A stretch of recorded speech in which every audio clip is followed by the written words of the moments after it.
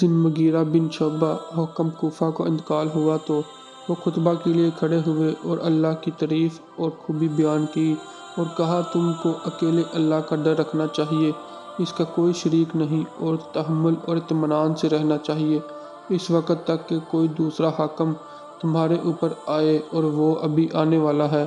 پھر فرمایا کہ اپنے مرنے والے حاکم کے لیے دعائے مغفرت کرو، کیونکہ وہ مغیرہ بھی معافی کو پسند کرتا تھا۔ پھر کہا کہ اس کے بعد تم کو معلوم ہونا چاہیے کہ میں ایک دفعہ نبی کریم صلی اللہ علیہ وسلم کے پاس آیا اور میں نے عرض کی کہ میں آپ سے اسلام پر بیعت کرتا ہوں۔ آپ صلی اللہ علیہ وسلم نے مجھ سے ہر مسلمان کی خیر خواہی کے لیے شرط کی، بس میں نے اس شرط پر آپ سے بیعت کر لی، بس اس مسجد کے رب کی قسم کہ میں تمہارے خیر خواہ ہوں۔ پھر استغفار کیا اور ممبر سے اتر آئے۔